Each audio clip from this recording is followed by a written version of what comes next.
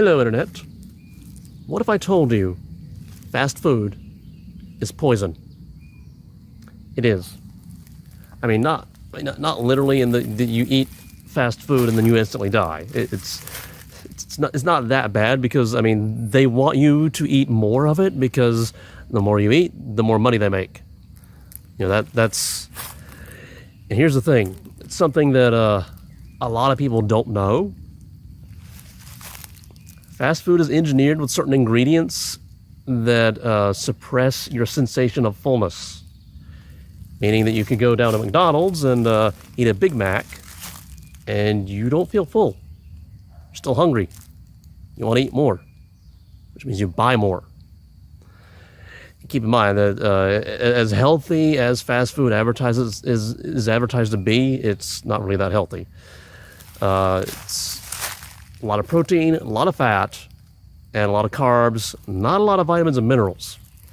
You know, things like, calcium and vitamin C, vitamin D, kind of the things that you need to actually stay alive.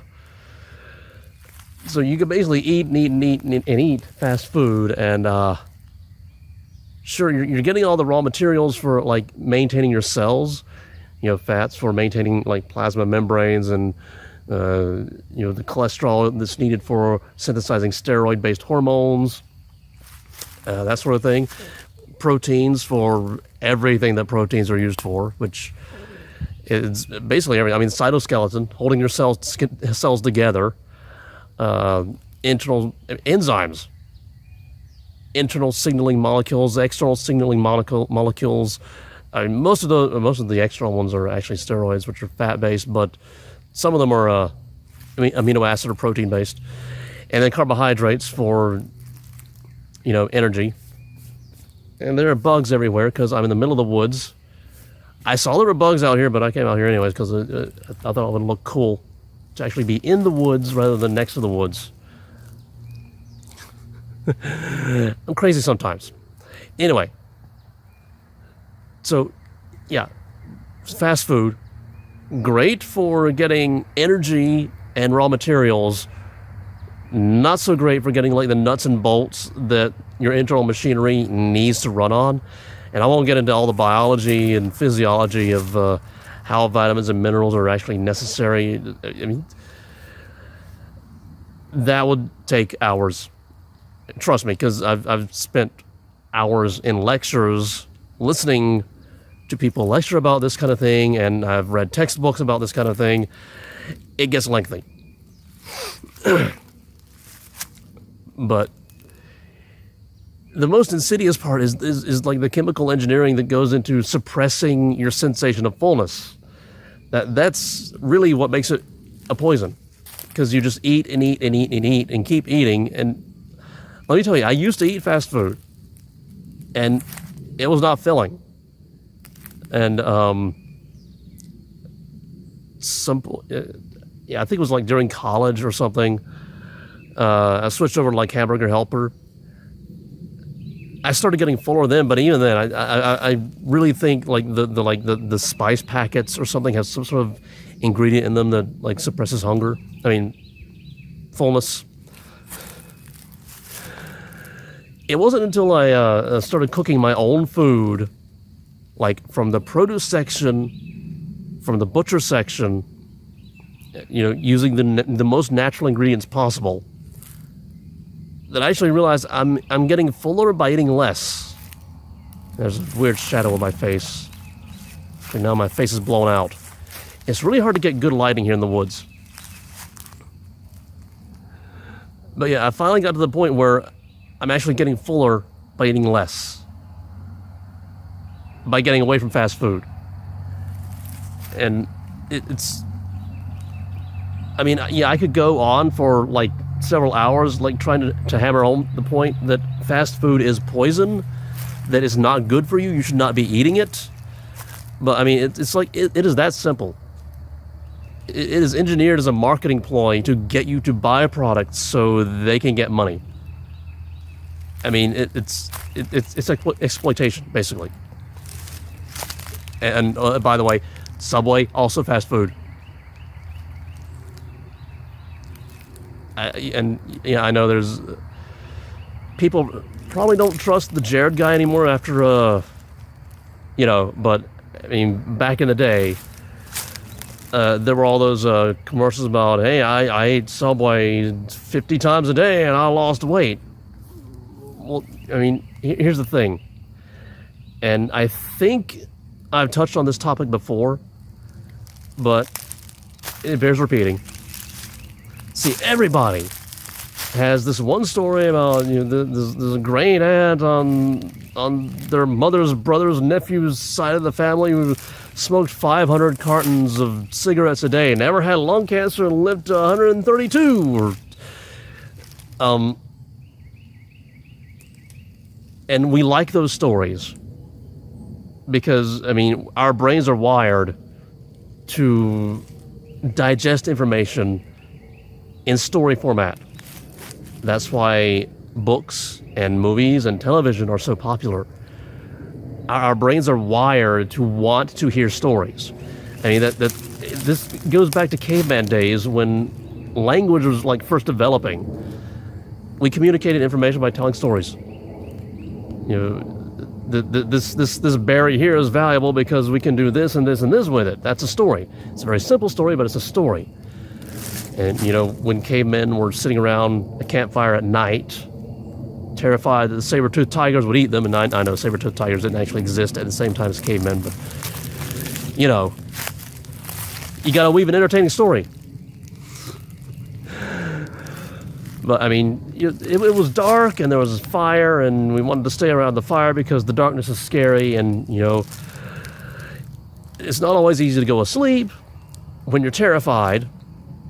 So, story time. Telling stories around the campfire. It's been a tradition since caveman days. And this is actually a good setting for that, although it's a little early in the day because we still have sunlight. Of course, if we didn't have sunlight, I wouldn't have any light to film by. But, our brains are wired to want to take in information in story format, not in the format of statistics and data and scientific research, which, by the way, is a lot more objective.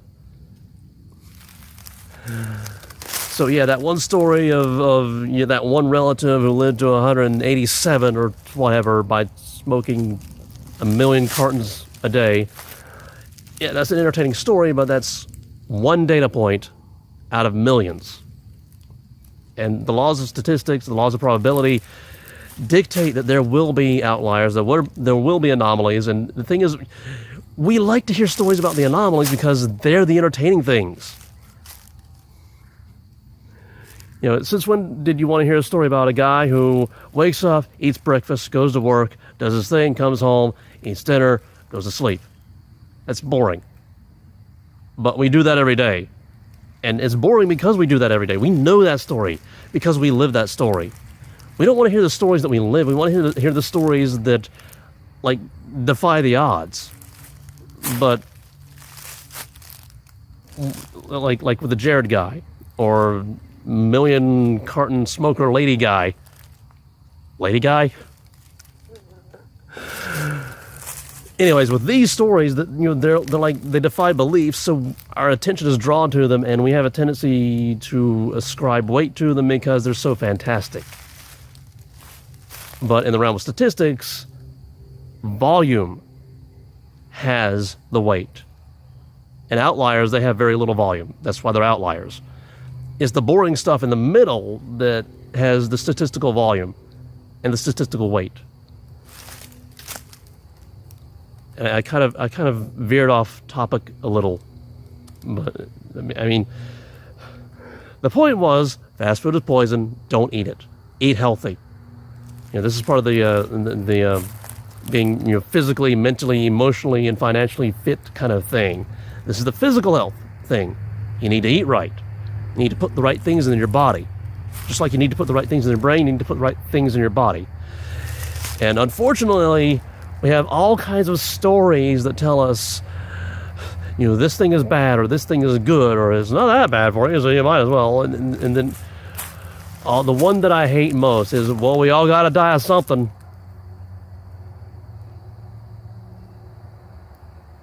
Don't you want to avoid death?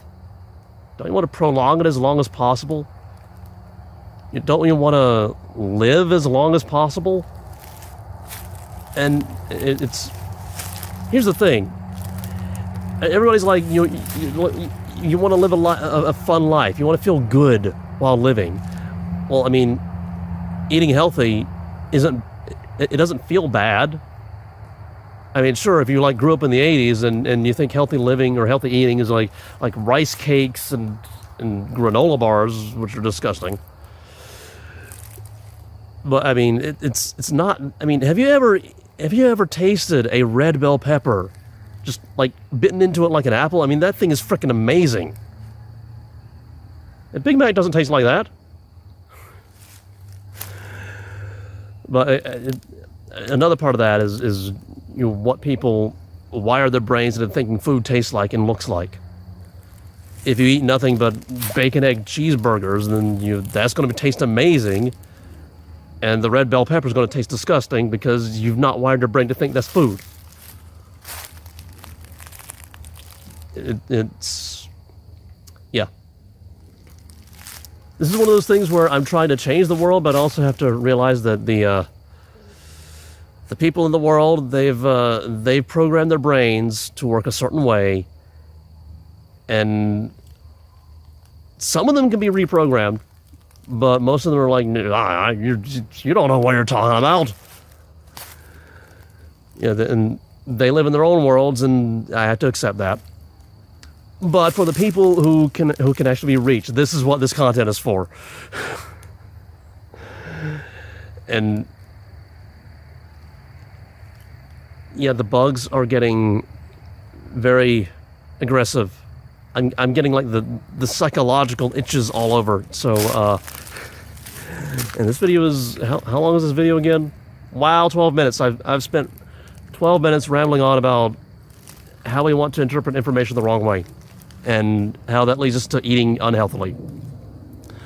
By the point, fast food is poison. Don't believe the anecdotes, because anecdotes have zero scientific value. Trust the data, trust the statistics.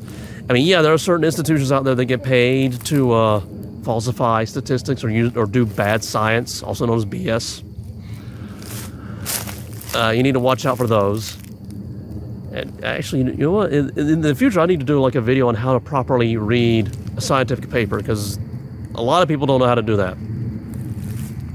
That's going to be in the future. Probably next episode or the episode after that. One of those. I haven't decided which yet, because I just thought of it. Anyway, fast food is poison. Eat healthy. Be physically fit, psychologically hit. See, this is why I don't edit. You get to hear me flub my lines. Anyway, physically, mentally, emotionally, and financially fit. Eating healthy is part of that. So do it.